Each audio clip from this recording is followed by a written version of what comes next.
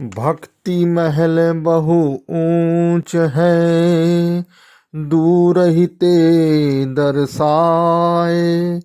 जो जन भक्ति करे, शोभा बरनी न जाए। कहने का भाव यह है कि भक्ति रूपी मंदिर बहुत ही ऊंचा होता है और वह दूर से ही हमें दिखाई दे जाता है। कहने का भाव यह है कि भक्तजनों की भक्ति के सद्गुणों, अब भक्ति कौन सी? सार शब्द की भक्ति, सद्गुणों की सर्वत्र प्रशंसा मतलब तारीफ होती रहती है। अतः जो कोई सार शब्द की भक्ति करता है, उसके भक्तिमय जीवन की शोभा का वर्णन नहीं हो सकता है, वह बताया नहीं जा सकता है, कहा नहीं जा सकता है, बोला नहीं जा सकता है, और वो अपने आप में अद्भुत होता है।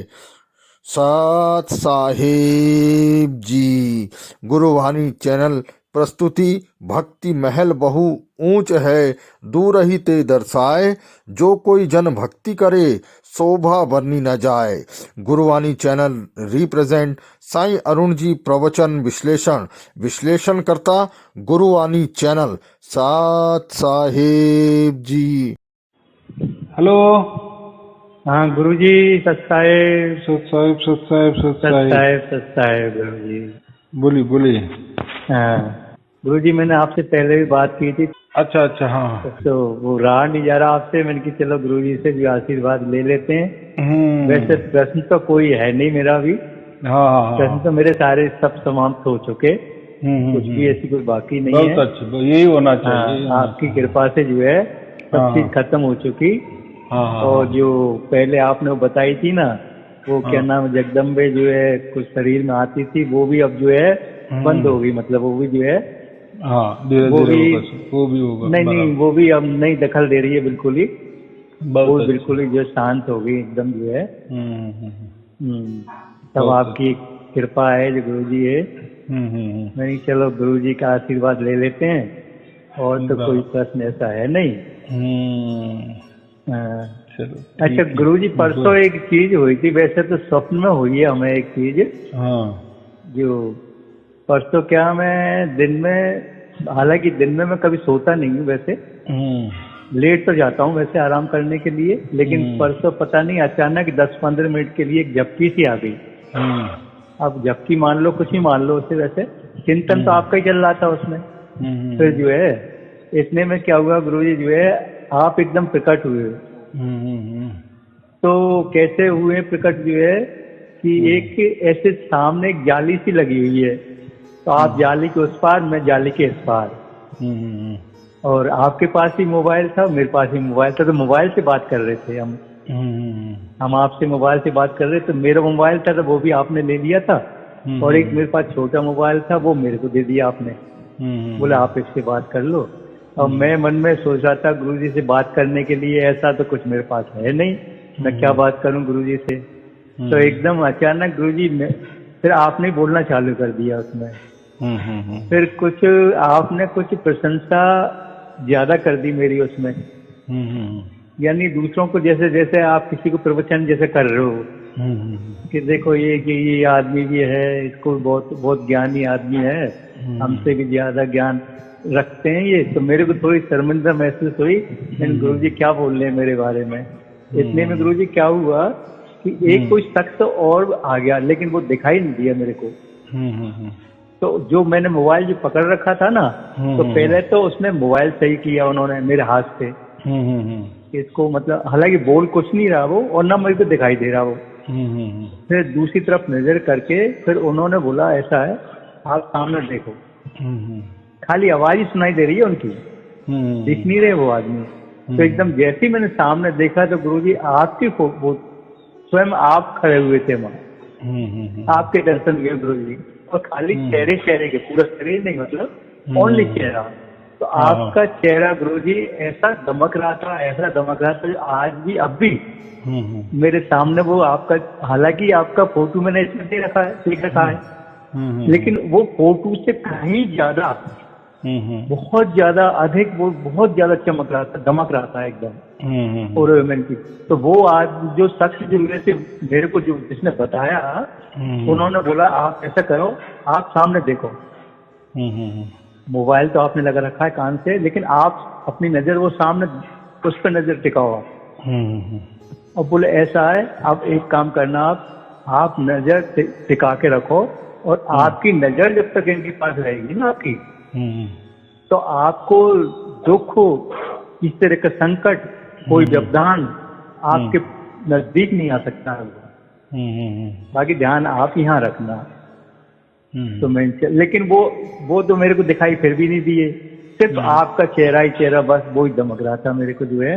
तो गुरुजी बड़ी प्रसन्नता हुई, नहीं चलो आज गुरुजी के स्वप्न में दर्शन कर लिए, वैसे तो शायद दर्शन करने को क्या पता मिले नहीं मिले इसमें, क्योंकि आज गुरुजी ने ऐसी कृपा हुई जो आपने अपने दर्शन दिए। तो ऐसा ही परसों दिन का वाकया हुआ हमारा, शुक्रवार को। बहुत अच्छे, बहुत अच्छे। ऐसे बहुत कुछ अलग अलग हो जाता है, होता ही रहता है, उसमें ज्यादा ध्यान नहीं रखना।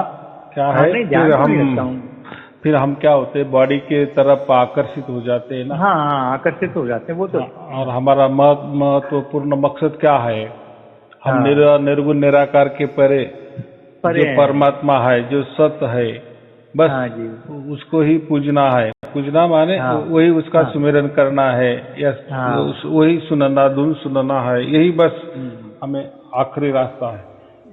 ऐसा है, जो भी हम आंखों से देखते हैं ना, तो द्वैतवाद में आ जाते, द्वैत रहता है वो, उसको माया कहते हैं। माया कहते हैं। देखो जहाँ भी प्रकाश होता है ना, प्रकाश से ही सब कुछ वस्तु दिखती है ना, बराबर। अगर प्रकाश ही नहीं रहता तो वो सब अंधेरा रहेगा। तो इसलिए अंधेरा में जो रहता है ना, अंधेरे को ही अद्वैत कहते हैं, और प्रकाश को द्वैत में कहा जाता है। यानी फिर जो हम आंखों से सब कुछ देखते हैं, तो आंखों में भी एक प्रकाश है, एक ज्योति है हमारी ज्योति, तो उसी प्रकाश से हम सब कुछ देखते हैं सामने वाले, बराबर। तो कहने का इतना ही मतलब है कि जो भी आंखों से दिखाई देने वाला है ना, वो माया होता है, नश्वर होता है, असत्य होता है। इसलिए जैसे आपने बोले ना, मैंने गुरु भी देखा, ये भी देखा, तो जो भी देखा, अंदर वाली आंख हो या बाहर वाली आंख हो, दोनों बातें की, जो भी देखा जाता है ना, जो भी देखा जाता है ना, एक देखने वाला होता है, और जो देख रहे हैं वो एक वस्तु हो जाती है। यानी दो आ जाते हैं। जहाँ भी द्वैत आ जाता है, वहाँ माया ही होती है, माया ही होती है। हाँ, और ये गुरु लोग क्या करते हैं, लोगों को द्वैतवाद में ही फंसाते रहते हैं, क्योंकि सामने वो रहते हैं ना। अगर वो अगर नहीं होते, वो अगर लोगों को द्वैतवाद में नहीं रखते, तो फिर उनकी पूजा कौन करेगा? कौन करेगा? ये केवल उनका स्वार्थ के लिए, उनका मान बढ़ाई के लिए वो द्वैतवाद को, कि जो द्वैतवाद एकदम मूर्खतापूर्ण बातें है, या पूर्ण माया है, पूर्ण असत्य है, झूठ है, वो उनको मालूम होते हुए भी अपनी मान बढ़ाई के लिए लोगों से अपनी पूजा करवा लेते हैं, या अपने फोटो वगैरह देते हैं। तो उससे क्या होता है, मैंने अभी कहा ना, कि जो भी आप देखें, फिर सामने मूर्ति हो, फोटो हो, कोई भी चीजें हो, तो वो चीज एक वस्तु हो जाती है। फिर गुरु का भी फोटो क्यों नहीं, गुरु की प्रतिमा क्यों नहीं हो, देवी देवता की भी प्रतिमा क्यों ना हो, या जो भी हमें पवित्र चीज लग रही है, वो चीज क्यों ना हो, तो वो एक चीज, और उसको देखने वाले हम हो गए दो। फिर दो जहां भी हो गए, तो परमात्मा तो एक ही है, परमात्मा तो दो नहीं है। जहां भी हम दो समझते हैं, फिर वहाँ झूठ ही झूठ होता है, असत्य होता है, माया होती है, बराबर। माया ही, बराबर। लेकिन आजकल के जितने भी गुरु लोग हैं ना, द्वैतवाद को ज्यादा बढ़ावा देता है, उसको भक्ति कहते हैं, बराबर। उसको तुम हमारी पूजा करो, बस।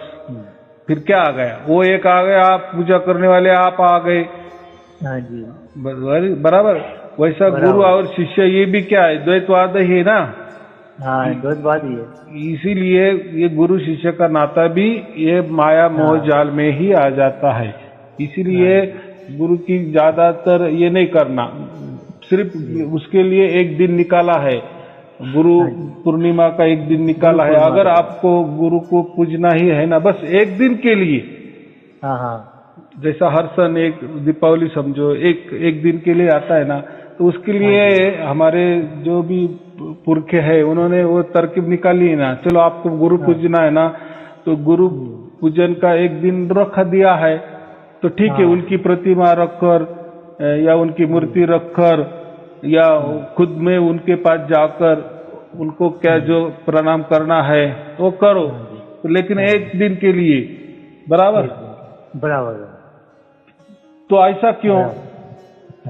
तो इसलिए कि फिर आप प्रतिमा हो या गुरु की मूर्ति हो या स्वयमेव गुरु हो, तो वहां दो आ जाते हैं ना, और जो भी दो होता है वहां क्या हो जाता है, भक्ति कहा जाता है या द्वैतवाद हो जाता है, और जो द्वैतवाद है वो असत्य होता है, उससे हमको कुछ मिलता ही नहीं, उल्टा हम जो परमात्मा के असल में हमें खोज करनी चाहिए कि जो परमात्मा स्वयमेव द्वैत अद्वैत से परे है, तो हम पहुंचते नहीं, बराबर, ये नहीं मिलता ही नहीं।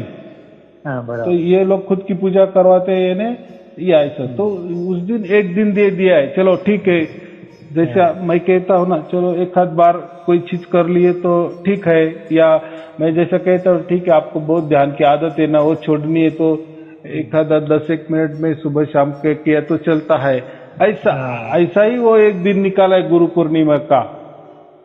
बाकी कभी फिर गुरु की पूजा नहीं करना, ज्यादा से स्मरण में रखना, स्मरण में जैसे हम रखते हैं ना, याद करते रहना, लेकिन कोई प्रतिमा नहीं रखनी या उनका कोई पूजन नहीं करना।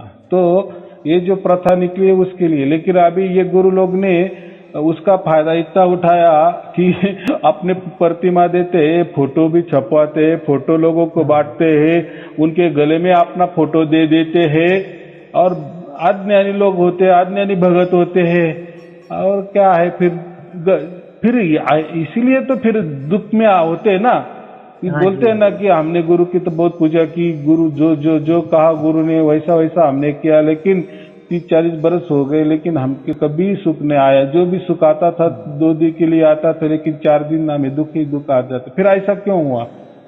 गुरु को ही मालूम है कि ये सब बकवास बात है, लेकिन वो उनका धंधे के लिए वो और लोगों के अज्ञान का फायदा वो उठाता है।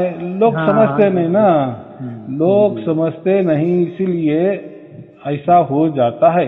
तो इसीलिए मैं भी कभी भी मना करता हूँ। मैं तो इतना भी कहता हूँ कि आप मेरे पास भी नहीं आओ, क्योंकि ये बॉडी का या प्रतिमा का ध्यान ही मत करो। जैसा आप ध्यान करोगे या उसकी आशा रखोगे या आपको लगेगा कि या इच्छा रखोगे कि मैं मुझे गुरु के पास जाना है, एक दिन दिया है ना, कभी भी 1 बरस में 1 दिन बस, फिर वो गुरु पूर्णिमा का दिन हो या ना हो, बहुत आपको चाहते तो गुरु के पास 1 दिन के लिए जाना कोई चिंता की बात नहीं है, बराबर।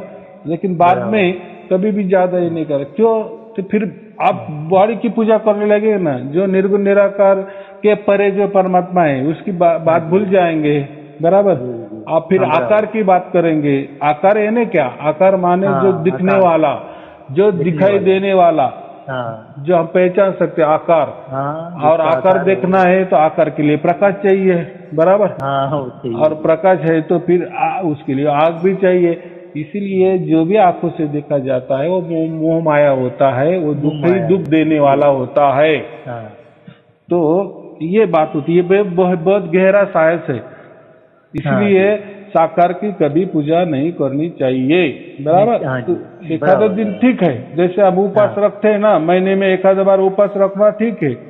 तो जैसे या गाड़ी की हम ओवर ऑयलिंग भी करते हैं ना, चलो 2-3 महीने में 1 बार ऑयल बिल चेंज कर लेते हैं, थोड़ा सा धोके भी तो ये करना चाहिए, लेकिन ज्यादा नहीं। लेकिन ये जो गुरु की पूजा करवाने लगाते हैं ना लोगों को, अपनी पूजा करवा लेते मान बढ़ाई के लिए, फिर आरती करते, फिर आरती में पैसा भी आता है, लोग भी उनको परमात्मा मानने लगते हैं। तो हम उल्टा उनको बॉडी में अटका रहा है, आकार में अटका रहा है। हाँ जी जी बराबर। और वो उनकी पूजा करने के लिए कोई भी बहाने बता देते हैं, ये यहाँ लिखा है, वो वहाँ लिखा है, इसका अर्थ ऐसा होता है। उसमें अर्थ यही छिपा होता है, उनका एजेंडा यही होता है, कैसे करे मेरी पूजा आरती करे। तो ये गलत बात है। चलो ठीक है, वो उनका भुगतान वो करेंगे, वो उसमें नहीं जाना। तो हमें इतना ही करना है कि द्वैत बिल्कुल नहीं, बिल्कुल नहीं, बिल्कुल नहीं। बराबर, क्योंकि परमात्मा द्वैत है, द्वैत के परे है। बराबर, यानी जो भी कुछ दिखाई देने वाली चीज है तो वो उसमें कभी जाना नहीं। तो हमें इतना परमात्मा प्राप्त हुआ है ना। देखो ना, वो तो निर्गुण निराकार के परे है। निर्गुण निराकार का मतलब तो मालूम है ना, निर्गुण निराकार माने कुछ भी नहीं, कुछ भी नहीं ना, उसको नहीं बोलते हम, ना के बराबर।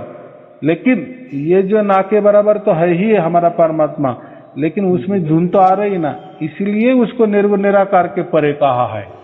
हाँ जी। वहाँ आकार तो आकार साकार का तो कोई प्रश्न ही नहीं है। वो तो वो बात तो गई, मैंने उसका तो बड़ा बोल दी कि स्वयं परमात्मा भी आकार और साकार में नहीं है। बराबर, और निर्गुण निराकार भी नहीं है। निर्गुण निराकार म्हणजे बस खालीपना, उसमें कुछ नहीं, ऐसा नहीं। फिर खालीपना तो फिर वो तो पत्थर हो गया, कुछ नहीं है देखो, वो कुछ ऐसा नहीं। तो उसमें चैतन्यता है ना परमात्मा में, चैतन्यता है, एनर्जी है ना, इसलिए तो काम करेगा ना वो। अगर उसमें कोई एनर्जी नहीं, कुछ भी खाली है, तो फिर वो मुर्दा क्या काम का। तो ऐसा नहीं, परमात्मा ऐसा नहीं होता। तो इसीलिए निर्गुण निराकार का मतलब वो जो होता है कि उसमें कोई आकार वगैरह की बात नहीं है, साकार की बात नहीं ही है। और ऐसा भी नहीं कि निर्गुण निराकार म्हणजे कुछ भी नहीं है। तो उसके लिए वो जो चैतन्यता जो चल रही है ना परमात्मा में, तो वो हम सुनते हैं ना यहाँ से, उसका वो जीवितपना है। बराबर, और आदि अनादि से चालू है, और वो स्वयंभू है, उसको हम शाश्वत कहते हैं। जो हम धुन सुन रहे हैं वो शाश्वत में चल रही है, इन हमेशा के लिए। वो अजन्मा है और वो अकाल है। अकाल म्हणजे यानी काल के परे वाली है। बराबर, और वो ऐसी धुन है कि वो सर्वज्ञानी है, सर्वज्ञ है। सर्वज्ञ माने उसको सब कुछ समझता है, सबको। हाँ जी, यानी उसकी सबके ऊपर नजर है। इसलिए मैं कहता हूँ कि परमात्मा के हमारे कौन कौन में नजर है। उसको चींटी के पाँव में जो घुंघरू बांध, उसका भी आवाज वो सुन लेता है। उसका कहने का वो मतलब है। बराबर, तो अभी आया समझ में। आकार की बात कभी करना नहीं, सगुण साकार ये छोड़ ही देना। हाँ, ये जो कहे ना, ये पहली पायरी है। जिसको आत्मा परमात्मा की कोई बातें ही मालूम नहीं है, यानी इतना डीप मालूम नहीं है। जैसे बच्चे के लिए, जैसे छोटा बच्चा कक्षा में जाता है ना, उसको ए कहा जाता है, ए माने एप्पल, बी माने बॉल। तो ऐसा थोड़ी होता है, बी माने बॉल थोड़ी होता है का। बी माने तो लाखों कुछ भी हो सकता है, लाखों वर्ड है, लेकिन वो सिखाने के लिए, उसके लिए। बराबर, यानी वो बी माने बॉल ऐसा पकड़ के रखा तो कैसा क्या होगा। तो ये लोग है ना कि गुरु के पास जाओ और उनसे परमात्मा की प्राप्ति करो, ये मेन है। लेकिन वो जैसे गुरु के पास जाते हैं, वो गुरु उनको पकड़ लेता है, उनको आगे जा ही नहीं देता। वो बोलता है परमात्मा बिना तो कुछ नहीं, मैं हूँ, परमात्मा हूँ। इन्हें अटक दिया ना, बी माने बॉल। बस बी माने बॉल का मतलब बी माने बॉल ही होता है, बाकी बी माने बॉल का कुछ दूसरा अर्थ ही नहीं होता। बस यही वो कर देते हैं ना, और फिर दोहे दिखाते हैं, ये देखो गुरु के दोहे। अरे गुरु ही सब कुछ है, दूसरे कुछ भी कहते हैं। फिर गुरु मिल गया ना आपको, फिर नाम की भी जरूरत नहीं है, फिर किसकी भी जरूरत नहीं है। बराबर कि नहीं, गुरु ही परमात्मा है। तो ये धंधा चल रहा है। और फिर लोगों को भी क्या है, आलसी लोग रहते हैं। अगर रेडीमेड परमात्मा मिल गया सामने, तो फिर क्या करनी परमात्मा की खोज। बराबर कि नहीं। फिर ये कहता है अभी परमात्मा मिल गया तुमको, तुम्हारे सामने है, फिर मेरी आरती पूजा करो, चलो निकालो पैसा, दान ये करो, दक्षिणा दे दो, हो गए कि काम। ये भी बोलता है, अरे क्या वो क्या बड़ी बड़ी बातें, क्या आत्मा क्या परमात्मा, हमें नहीं मालूम, हमें नहीं समझता क्या करना है हमको। ये हमारा सीधा साधा भोला भाला गुरुजी है, वो उसको हम परमात्मा मानते हैं। फिर वो नहीं निकलते ना परमात्मा प्राप्ति के, क्योंकि ये गुरु समझा देता है ना कि गुरु भी परमात्मा ब्रह्म तक कुछ नहीं होता, मैं ही परमात्मा आया हूँ, देखो साकार रूप धारण करके। तो किसने परमात्मा ने जन्म लिया है, मुझे बताओ। माँ के गर्भ से समझो, या जन्म आया है क्या उसका? ऐसा नहीं आया है ना, वो तो आजन्मा है ना, तो उसका जन्म कैसा हो सकता है? कबीर जी को हम परमात्मा कहते हैं, लेकिन वो भी माँ के गर्भ से नहीं आई, और गए भी तो उनका हमारा जैसा मृत्यु नहीं हुआ, नहीं उनकी वैसी, या जो हमारा मृत्यु होने वाला वैसा नहीं कि लोग हम मृत्यु वाले देखते हैं, तो वैसा उनका मृत्यु नहीं हुआ। वो तो 120 साल पृथ्वी पर रहे और गए, और वो तो हर युग में आते हैं, उनके सब ग्रंथों में तो वो लिखा भी है, बराबर कि नहीं। और ये गुरु लोग तो खुद की पूजा करते, कहते कि परमात्मा हम है, और इनका तो गर्भ से जन्म हुआ ना, बराबर कि नहीं। और ये आकार में, तो ये होते हुए भी लोगों को नहीं समझने, ऐसा ही समझना कि ये लोगों के अज्ञान का फायदा उठाते हैं, बराबर ना। हाँ, ये बात होती है। चलो अच्छा, मेरा तो गुरु जी जो है 3 महीने पहले जो आपसे बात की थी मैंने, तो आपने ये बोला कि जो आपको छोड़ने के लिए पहले जो गुरु का आप जो करते आए हो वो करते रहो। हाँ, बराबर। पहले स्टार्टिंग में मार्च में कहा जो आप करते आओ वो करते रहो, लेकिन आपके पास जैसे पहले आवाज आई है इसी तरह की फिर आवाज आएगी, तो उस समय छोड़ना, तब तक मत छोड़ना। तो गुरुजी मेरे को तो जो है मार्च में ही वो ये बात आपसे करने के बाद 2-3 दिन बाद ही आवाज आ गई, और मेरी सारी चीज ऑटोमेटिक छूट गई सब। अरे वाह, तो मैं पहले गुरु भी करता था, तो मेरी तो मार्च में आज 3 महीने पहले ही सब चीज छूट गई। और आज तो ये है कि ये बाकी पहले मेरा जो जीवन था, वैसे सार्थक की प्राप्ति तो मेरे को 2 साल पहले हो चुकी, लेकिन उस समय तो मेरे को ज्ञान नहीं था। 2 साल पहले मिल चुका मेरे को, लेकिन आपसे मुलाकात मार्च में हुई, वो अचानक ही हो गया आपके वीडियो देखने से, तो इसलिए मेरे को थोड़ा मालूम पड़ा। तो जब मैंने कहा मैंने गुरु जी ये आवाज सार्थक की आवाज तो मेरे को आज से 2 साल पहले से आ रही है, लेकिन भेद तो आपने ही खोला इस चीज का, आपके द्वारा भेद खुला। तो जो है चलो मैंने की आप वो खोला, तो मैं कुछ जगदम्बे की वो करता था, गुरु की भी वो करता था, तो आपने उस समय बोल दिया भाई आपकी जैसे आवाज अभी आई है, तो जैसे जो है फिर आवाज आएगी आपके पास तब छोड़ना आप। तो जो है और फिर खुद कंफर्म हो जाओ उस चीज के लिए।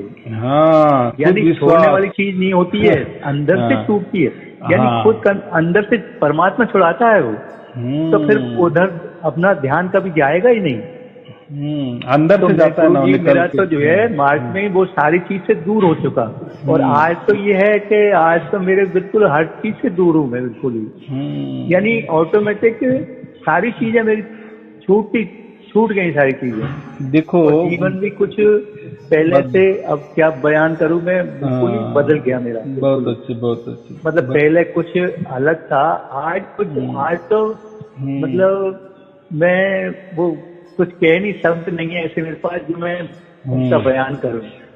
मतलब इतनी वो मिली हुई है मेरे अकेले के लिए नहीं, पूरे घर में, पूरे हमारे घर में ही इतनी खुशी और इतनी वो मिली हुई है, बहुत ज्यादा। पूरा परिवार में पूरे में। तो अब इसी वजह से अब मेरी बच्ची है, उसने आपको अभी 15-20 दिन पहले उन्होंने भी आपको कॉल किया था, तो उसको भी साथ सबको मिल गई थी, उसको पहले से आने लग गई, उसको भी जब मैंने बताया तो उसको मालूम पड़ी। और मेरा जो छोटा भाई है उसको भी पहले से आ रही थी, तो जो मैंने उनको बताया तो उनको मालूम करी, तो वो भी रोजाना वीडियो सुन रहे हैं, बच्ची हमारी वीडियो सुन रही है। और मैंने फिर इसका जो है आपने बोला ना कि जिसको सबकी प्राप्ति हो जाती है, तो वो दूसरों को भी जो है जो लेना चाहे मतलब बता सकते हैं वो। तो गुरु जी मैंने अपने जितने मिलने जुलने वाले हैं जो मेरे संपर्क में हैं, करीब मैंने ये वीडियो भी उनको भेज रखे हैं अपनी तरफ से, मैंने कि देखो भाई जो है, क्योंकि वो 25-30 साल से जो है गुरु की उसमें लगे हुए हैं। तो मैंने कि देखो ये अपन ने 25-30 साल खूब गुरु की सेवा कर ली, प्राप्ति कुछ भी नहीं हुई अभी तक, यानी परमात्मा नहीं मिला अभी तक। तो अब तुम जो है ये वीडियो देखो और फिर जो है खुद पहले जानो फिर मानो। हाँ, मैंने कि पहले जानो, हम वो पहले वाली गुरु वाली बात नहीं कर रहे हैं हम, पहले जानो फिर मानो। तो जो है अब मेरे की पहले वीडियो देखो। अब ये परमात्मा के ऊपर है, वो परमात्मा की कृपा कब बरसती है आपके ऊपर, वो हमारे ऊपर नहीं है, वो परमात्मा जाना भाई, परमात्मा की। लेकिन होगी जरूर कृपा दृष्टि, जब आप लगे रहोगे इसमें तो कृपा दृष्टि भी आपके ऊपर जरूर बरसेगी परमात्मा की, ऐसी बात नहीं है। तो मैंने काफी जगह जो है काफी भेज रखे हैं, मैंने उससे बात करते रहता हूँ। तो वे भी कहते हैं आपने बहुत अच्छी चीज भेजी है, जो है रोजाना देख रहे हैं, लेकिन अब कईयों को तो प्राप्ति हो चुकी है अभी।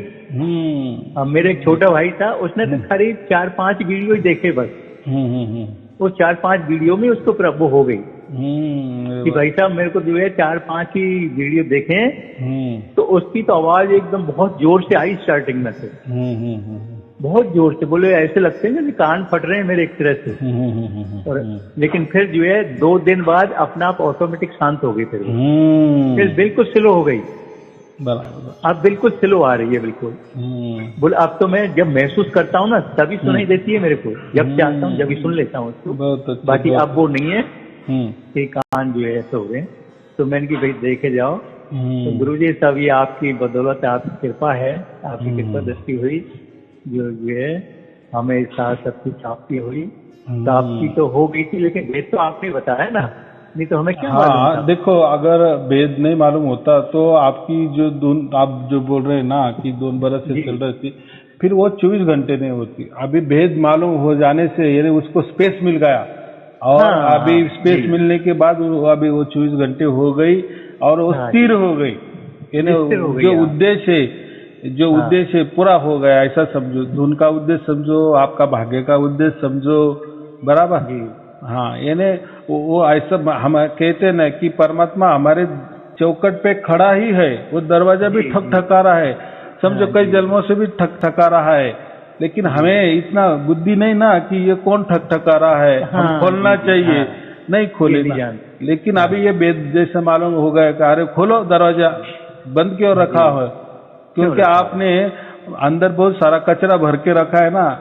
आप बोले कि अभी जगह ही नहीं है, जो भी बाहर से खटखटा रहा है उसको कहाँ बैठा हूँ मैं। इसीलिए मैं कहता हूँ कि वीडियो सुनते जाओ, फिर ये कचरा बाहर निकल जाएगा और फिर जगह भर जाएगी, फिर पूरी जगह खाली हो जाने के बाद परमात्मा को जगह मिलती है, और फिर वो 24 घंटा वो होती है। अगर ये आपको वेद नहीं मिलता तो वो धुन तो वो तो है ही, धुन माने क्या, वो तो आपकी आत्मा वाली धुन तो है ही, उससे तो आप जीवित है, वो तो एनर्जी है। लेकिन ये वाली नहीं होती, सार शब्दों वाली, वो सरल नहीं होती, एक लय एक ताल एक सुर में नहीं होती, नहीं होती, समतल नहीं होती, और 24 घंटे नहीं होती बस।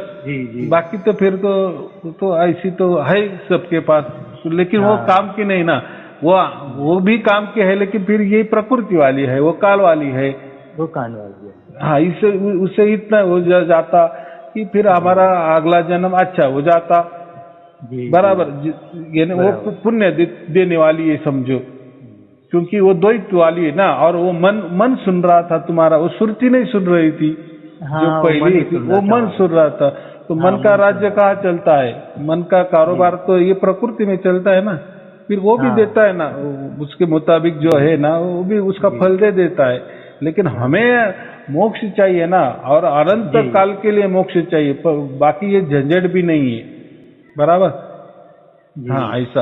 अब मैं तो मोक्ष के लिए भी जो भी मेरे से बात करता है ना, तो गुरु जी मैं तो बिल्कुल कॉन्फिडेंस से बोलता हूँ मोक्ष के लिए, अपनी पूरी सहमति पूरे कॉन्फिडेंस से बोलता हूँ कि भाई देखो हमारा मोक्ष हो चुका है, तो आप हमारे संपर्क में हो, तो हम ये चाहते हैं कि भाई आपको भी मिल जाए मोक्ष, तो आप भी थोड़ी वो करो, और आपको करना कुछ भी नहीं है, खाली वीडियो देखने हैं ओनली बात, करना कुछ भी नहीं है आपको, वीडियो देखते जाओ, तो परमात्मा की कभी ना कभी कृपा तो आपके ऊपर होगी, बरसेगी। वीडियो ऐसा समझो कि एक प्रकार की गुरु चाबी है, इसलिए मैं गुरु बानी बोलता हूँ, बस वो हाँ जो ताले चाबी जो बोलते हैं, ये ताले की चाबी है।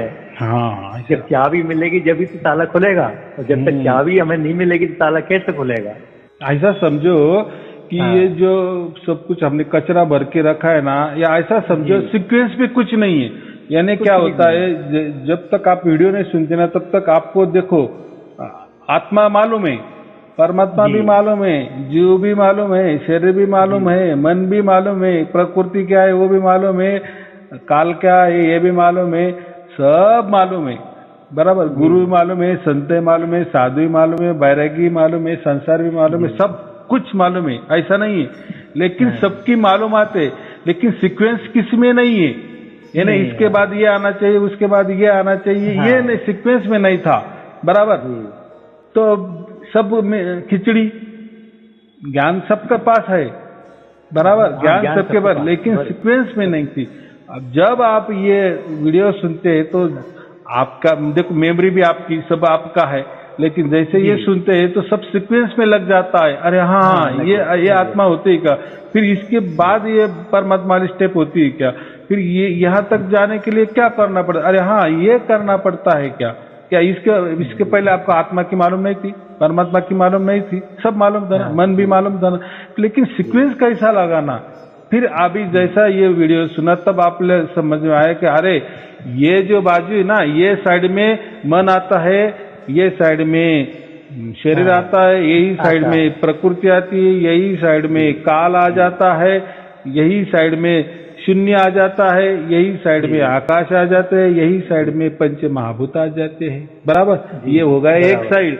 हाँ अभी दूसरा साइड क्या है, हाँ यहाँ साइड क्या है, हमारा आत्मा है खुद का और परमात्मा बस। और यही से ये आत्मा से हमें परमात्मा की प्राप्ति करनी है बस। ये दूसरी बाजू हो गई बराबर। तो देखो आपका जितना नॉलेज था ना उसमें ये सब थे, मैंने जो इतना बताया ना अभी, आत्मा परमात्मा मन शरीर ये सब था, लेकिन सीक्वेंस नहीं था। हाँ वो नहीं था। यानी क्या है इनका उपयोग, परमात्मा प्राप्ति के लिए इनका उपयोग क्या है, कैसा करे।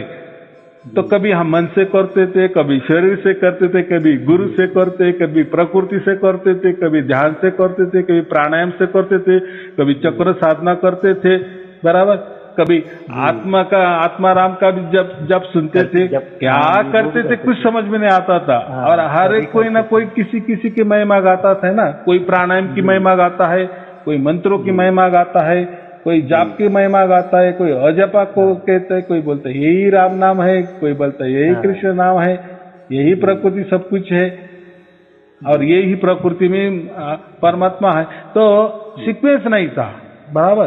तो ये वीडियो जब हम सुनते हैं तो सब सीक्वेंस लग जाता है बराबर, एक के बाद दो, दो के बाद तीन, तीन के बाद चार, ये हो गया सीक्वेंस, वैसा हमारा लग जाता है बराबर। फिर बराबर रूल पे गाड़ी आ जाती है और फिर सब मशीनरी काम करने लगती है और जिसको समझ में आता है कि इसका काम ये है, भाई तू मेरे हद्दी में मत आ, और क्योंकि तू आएगा तो तुझे ये होगा ही नहीं बराबर कि नहीं। जैसे हम स्त्रियों के टॉयलेट में स्त्रियां ही जा सकती है, पुरुष के टॉयलेट में पुरुष ही जा सकते हैं, वहां बोर्ड लगा रहता है ना, लेकिन बोर्ड ही नहीं तो फिर कौन किस में जा रहा है, सब गड़बड़ी तो आया समझ में, ये हुआ था।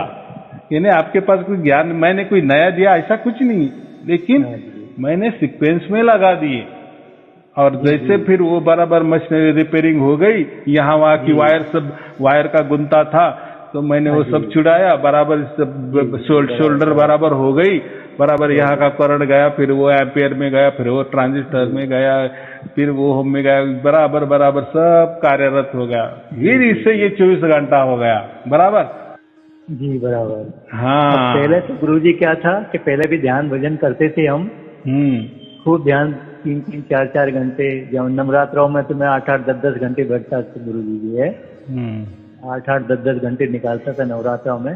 लेकिन अनुभूति तो मेरे को उस समय भी होती थी हर चीज की। लेकिन अब कोई जैसे मेरे से पूछता भाई आपकी कौन सी स्टेज है, तो गुरुजी वो मैं नहीं जानता था। हाँ स्टेज कौन सी है, कौन सी स्टेज पे हूँ मैं, ये मैं नहीं जानता हूँ ऐसा जो है। लेकिन अब ये जब आपके वीडियो सब देखें, ये आपस में ये बात प्रश्नोत्तरी होती है, ये ज्ञान इसमें से मिलता है। इसमें से अब मालूम पड़ा कि भाई ये 4 स्टेज कौन कौन सी होती हैं। तो ये भी जो है वो वीडियो से या आपके ज्ञान से, आपके द्वारा ही ये मालूम पड़ा है कि भाई ये। अब फिर हम क्या जानते हैं, स्टेज पे हैं तो हम पहले, अब मालूम होता है कि स्टेज तक हम पहले पहुंच चुके थे इस पे। लेकिन अब डायरेक्ट छलांग कैसे मारी, तो वो विहंगम चाल वाली बात आई कि भाई देखो हमारी इतनी वो तो नहीं थी कैपेसिटी कि जो हम एकदम उछाल मार जाएं। अब ये तो परमात्मा की तरफ से विहंगम चाल उनकी हुई है ना हमारी तरफ। हाँ, विहंगम चाल कबीर जी क्या कहते, पहले हम समझते थे हम विहंगम चाल में, मतलब हम विहंगम चाल करेंगे ऐसा। हाँ, कि हमारी विहंगम चाल होती है। और आज के गुरु भी यही समझाते हैं, हमारी विहंगम चाल। कोई पूछता है भाई आपने परमात्मा को देखा तो कौन सी चाल से गए, कछुए वाली से गए, चींटी वाली से गए, या तुम जो है इस चाल से गए, कौन सी चाल से गए? तो अब ये तो हमें नहीं मालूम। तो अब ये तो परमात्मा जना, परमात्मा की विहंगम चाल है भाई। तो उन्होंने प्राप्त किया है हमको, हमने थोड़ी किया भाई। हमारी क्या हैसियत है इतनी कितना कबीर उनको प्राप्त कर सकते हैं। कबीर साहब ने कितना स्पष्ट कहा है कि विहंगम चाल हमारी यानी कुछ का हमारी नहीं, कबीर जी कह रहे हैं ना, उनकी चाल है वो। और हम समझ गए हम। हाँ, क्या उनको परमात्मा प्राप्त करना है क्या? नहीं समझा। ये लोग गुरु लोग उल्टे करते हैं ना। तो कबीर जी को प्राप्त करना था कि विहंगम चाल से परमात्मा को, यानी परमात्मा अलग और कबीर अलग, कबीर जी अलग हो जाएंगे ना। तो ये भी इतना भी ज्ञान चाहिए ना कि कबीर जी खुद कह, नहीं परमात्मा खुद कह रहे कि विहंगम चाल हमारी, मैं ये नहीं वो चाल से आपको प्राप्त करता हूँ। आप क्या विहंगम चाल कहेंगे? आप पंछी की चाल, विहंगम चाल माने पंछी की चाल। जैसा पंछी हवा में उड़ जाता है, आकाश में उड़ता है, फिर उसके लिए कोई रास्ते की कोई जरूरत नहीं, उसको विहंगम चाल करते। तो चलो आप कितना छलांग मारेंगे? पहले आप तो बंदे हैं ना जी। तो कबीर साहब ऐसे नहीं बोलते ना कि आप विहंगम चाल से परमात्मा को प्राप्त करो, ऐसे वो कहते। लेकिन वो हमारी कहे ना। इसमें देखो ये बहुत है तो बहुत सहज है। देखो उन्होंने उसमें कोई कोड नहीं लगे। लोग बोलते हैं ना वो कोई कोड लगाते हैं, ये अरे कोड नहीं, ये उल्टा उन्होंने जो भी साख्या होती है ना वो बहुत सहज सरल होती है समझने के लिए। अभी कैसा उस टाइम का जमाना था ना, तो वो लोगों को सब समझता था, वो उनकी बोली भाषा थी ना। जी बराबर कि जैसे हम एकदम पिछले जाएंगे ना, हमारी ये जो हिंदी है ना, अभी कैसे है, जैसे दिन में दिन जाते हैं ना तो ज्यादा शब्द भी प्रचलित हो जाते हैं, नए नए शब्द निकलते हैं और हम और इजी में बोलने लगते हैं आगे जाके। और आगे 100 बरस में और ये हिंदी भाषा इतनी ये हो जाएगी ना, फिर सबको आ जाएगी। ये क्या होता है, जैसा उसका क्या बोलता है ना, जैसा ट्रांजैक्शन हो जाता है ना, तो वैसा ही वो ये हो जाता है। क्या बोलते हैं हम, मशीन जैसा सेल हो जाता है, ढीला हो जाता है और सॉफ्ट चलने लगता है। हम कहते हैं ना जैसा नया गाड़ी किया ना, वो बोले थोड़ा मशीन का ये बांधा है ना, अभी नया थोड़ा सा चलाओ, रूटिंग में आ जाएगा। बाद एक रूटिंग में आ जाने के बाद फिर मस्त पिकी चलाएगा और उसकी ज्यादा आयु भी टिक जाएगी। तो ऐसा ही है। तो लेकिन पहले वाला जो ये भाषा थी ना, तो ये आज अब हमको कठिन लग रही है, लेकिन उस जमाने के लोगों को वो कठिन नहीं। और इसलिए उनके ही बोली भाषा में वो ओया है, दोहे है, उनको एकदम समझ में आती थी। उल्टा उसमें वो कहते थे तो लोगों को सहज समझ में आए, इसलिए वो दोहे निकालते थे। वो क्या उल्टा लोगों को और कॉम्प्लिकेशन में क्यों डालेंगे? फिर तो दोहे तो कोई पढ़ेगा भी नहीं। जी फिर क्या पढ़ने की जरूरत? ये अब भी हम है ना, अब भी हम है, इसलिए हमको ये टाइम को हमको वो थोड़े से अलग लग रहे या कठिन लग रहे, क्योंकि इतनी बुद्धि हमारी नहीं ना। लेकिन उस टाइम के लोगों को बुद्धि सब समझती थी, ऐसा मैं बोल रहा हूँ। हाँ, तो वो समय और आज के समय में अंतर परिवर्तनशील है, अंतर आ गया ना।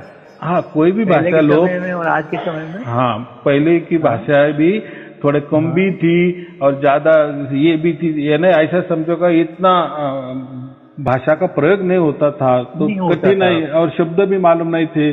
फिर नए निकलते जाते हैं ना, जैसे अभी गूगल में कैसे डिक्शनरी में ये कहते हैं ना, वो 1 बरस हो गए कि इतने नए डाल दिए शब्द इंग्रेजी के और ज्यादा।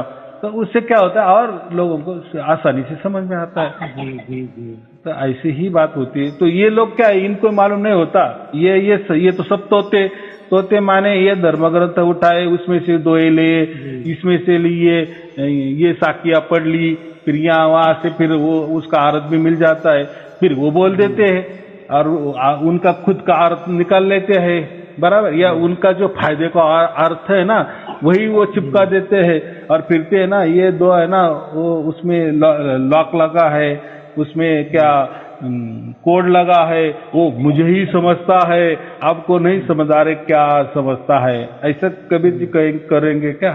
अरे वो तो उसी टाइम उसी जमाने में सबको सहज रीति से सब दोहे समझते थे, इतने समझते थे कि लोग बोलते दोहे से बोलते थे, बोलो गाना गाते थे उसके ऊपर, वो जो भजन गाते थे, चलते फिरते भजन, इतनी सहज भाषा थी वो।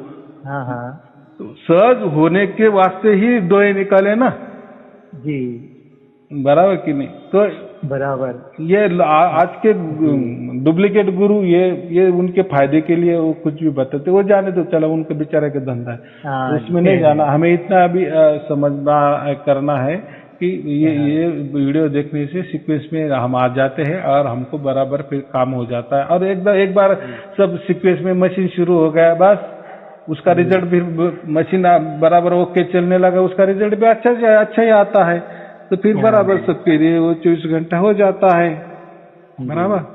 तो कोई चिंता की बात नहीं, सब कुछ बराबर चल रहा है, चलने दो अब। और आप जो कहे ना कि आपके परिवार में भी सब कुछ, देखो परिवार जो होता है ना हमारा, तो सबका भाग्य भी एक जैसा ही होता है। जैसे हम राज परिवार कहते हैं, अभी राज परिवार में किसी राजा के परिवार में 10-12 सदस्य है, 12 सदस्य है, तो 12 सदस्य माने वो उतने ही हकदार और मालिक है ना इस स्टेट के।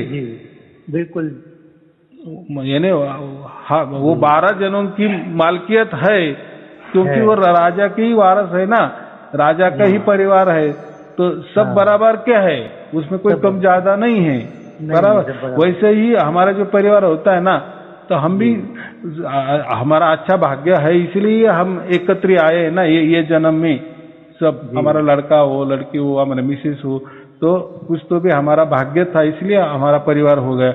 इसलिए आपको प्राप्त होगा तो परिवार को भी आसानी से प्राप्त हो जाता है, बराबर। हाँ, लेकिन यही घटना दूसरों के साथ नहीं घटेगी। बराबर है, बराबर है। तो ये बातें होती है, छोटी छोटी बातें रहती, तो कोई चिंता की बात नहीं, आप सब कुछ कर रहे हैं, तो अभी कुछ नहीं, आनंद उत्सव मनाओ। आनंद सब मना रहे हैं गुरु जी, आपकी सब कुछ अच्छा होगा जरूर, और अच्छा होगा, बस।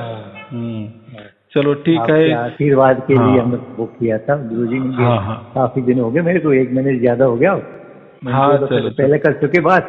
गुरु जी जो है, अब कई दिन से सोच रहा था गुरु जी से बात करूं, ऐसे कभी कोई आ गई ना शंका, तो जरूर शंका तो नहीं रहती, लेकिन लगता है थोड़ा सा। और कैसा है, और आप जैसे ये कहते हैं ना कि अभी मुझे जैसा प्राप्त हुआ, मेरे परिवार को प्राप्त हुआ, मेरे मित्र परिवार को भी प्राप्त हुआ, तो ये हमें खुशी की बात होती है कि हमको ऐसा लगता है कि हम परमात्मा का काम अच्छी तरह से कर रहे हैं। ये आपकी ही सर्टिफिकेट की जरूरत है ना हमें। मैं तो ऐसा तो कुछ भी कहूंगा, मेरा ज्ञान पूरे पृथ्वी को अच्छा लगेगा, या सब पृथ्वीवासियों मेरा ज्ञान ले रहे, ऐसा बोलने से क्या अर्थ है क्या? नहीं। और किसी गली को लोगों को भी मालूम नहीं हो ज्ञान, ऐसा नहीं, मेरे कहने से क्या। अरे लोगों को प्राप्त हुआ, उनके मुंह से जो बोला जाता है उसको सर्टिफिकेट कहा जाता है, लोगों को बोलने दो, बराबर।